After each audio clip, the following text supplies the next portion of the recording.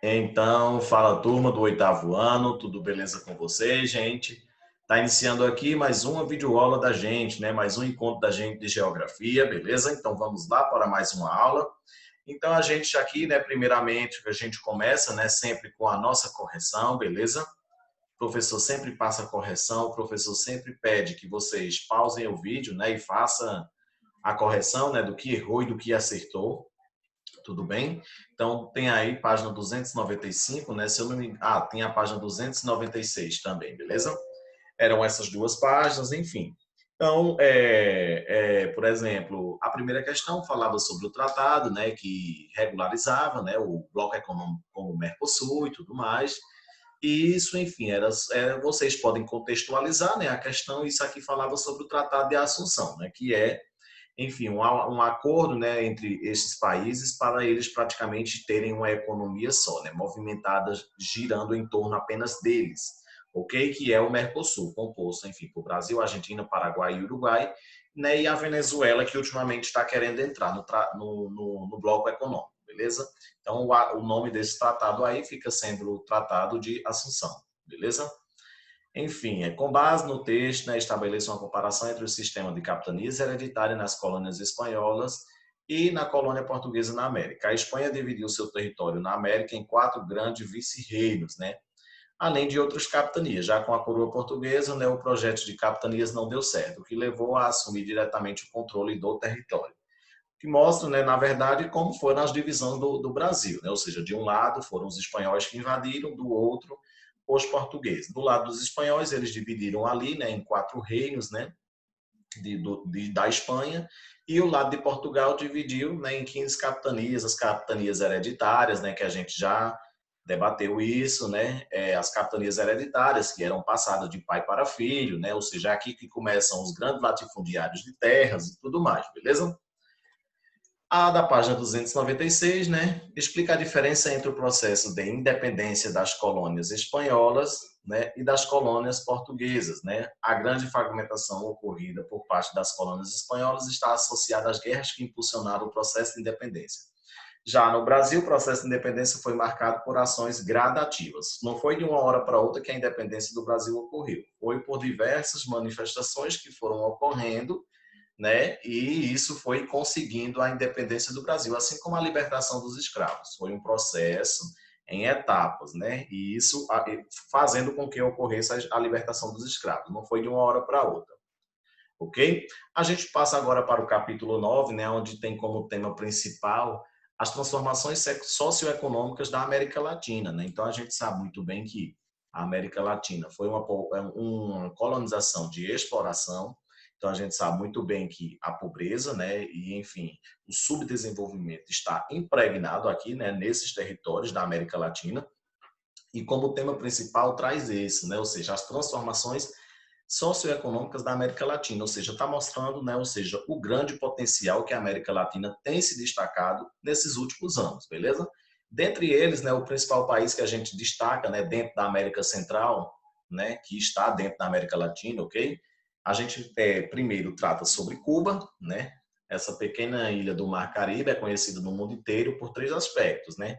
Fabricação do melhor charuto do mundo, produção dos melhores rums e por ter sido a pátria do socialismo localizada, né, a apenas 170 quilômetros dos Estados Unidos. Cuba é um arquipélago formado por diversas ilhas, a mais importante é a da juventude. Sem falar que a medicina de Cuba, né, é uma das referências também no mundo todo, beleza? Ou seja, só lembrando que ele é um país, né, ou seja, considerado subdesenvolvido, mas que apresenta, né, um grande potencial tanto no ramo educacional quanto no ramo da saúde e tudo mais, beleza? Esses índices aí, ele destaca muito bem Cuba, né? Por exemplo, na atualidade, Cuba apresenta alguns dos melhores indicadores sociais da América Latina. O elevado IDH, né? Ou seja, ele tem um elevado IDH, Índice de Desenvolvimento Humano. Lembra que a gente já estudou sobre isso? Então, igual para vocês verem, o IDH de Cuba, galera, é de 0,769. Ou seja, quanto o IDH é mais próximo de 1, né, assim, ele é considerado um país cada vez mais desenvolvido, ok? Inexistência de analfabetismo, ok? Isso existe bastante no Brasil, ok, galera? O Brasil tem um IDH baixo, né, e tem umas grandes taxas de analfabetismo. Coisa que, no contrário, né, Cuba, a gente já tem praticamente o contrário, beleza? Expectativa de vida em torno de 79 anos, né? O brasileiro hoje em dia vive praticamente 60, 65 anos, tá bom? E mortalidade infantil de 4,63 mil nascidos. Entretanto, nem sempre foi assim.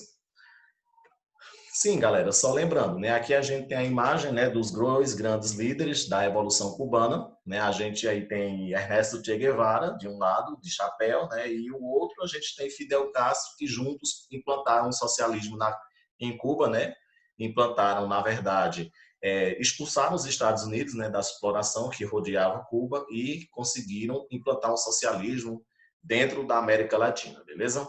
Então, se Cuba hoje tem, enfim, seus médicos, seus doutores, a melhor educação do mundo, os ótimos índices de desenvolvimento humano, a Cuba deve a esses dois líderes, tá bom, gente?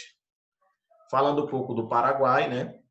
A gente vai falar também um pouco deste país, que não tem muitas divisas, né? Ou seja, ele não tem muitas saídas, na verdade, ele não tem nenhuma saída para o oceano, e isso dificulta a economia paraguaia, né? Mas a gente vai ver que também ele está se destacando muito ultimamente, beleza? Até hoje a economia paraguaia ainda depende da produção de gêneros agropecuários, como o algodão, o café, o milho e a soja, cultivados principalmente na região oriental, além do extrativismo de quebracho e da pecuária extensiva realizada na região do Grande Chaco. Outras fontes de divisas é a comercialização de produtos industriais de baixa qualidade, contrabandeados para as áreas de diversos países do Mercosul. Atividade ilegal, mas que gera diversos empregos para a produção local. Atualmente, né, grande parte de sua produção agropecuária ela é exportada, né, para os países do Mercosul, fato que vem incentivando um leve crescimento da economia paraguaia, que também tem no comércio a energia gerada pela hidrelétrica de Itaipu, grande fonte de rendimentos entre Brasil e Paraguai. Então tem aí imagens, né, da usina de Itaipu, que rende bastante, movimenta bastante a economia tanto do Brasil quanto do Paraguai. Beleza, gente? É uma usina hidrelétrica, né, enfim, que os principais países Paraguai e Brasil que administram ela, tá bom? Falando um pouco do Uruguai, né?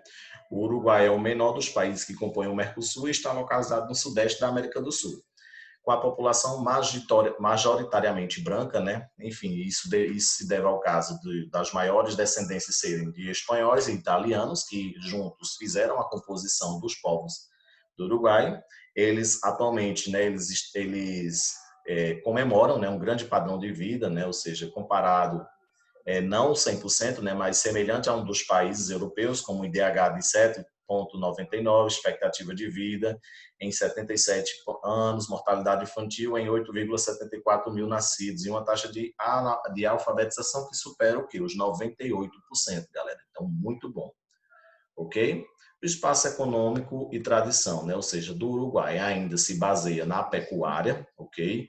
Então, o Uruguai se destaca muito, né, por essa pecuária, e apesar de ser um quê? De ser um país que a economia é movimentada, né, através da exportação de carne e lã, né, o Uruguai também tem se destacado ultimamente, né, entre aí os principais países com o PIB bem elevado. Beleza, galera? Assim como o Brasil. E assim também como todos os países que compõem o Mercosul. Tá bom, gente? Então, aqui a gente encerra essa videoaula de hoje, né? Peguei aí o exercício que fica sendo a página 339, tá bom, galera? Respondam essas questões e os procedimentos vocês já sabem, beleza? Essa foi a nossa videoaula de hoje, espero que vocês tenham gostado. Tchau, gente!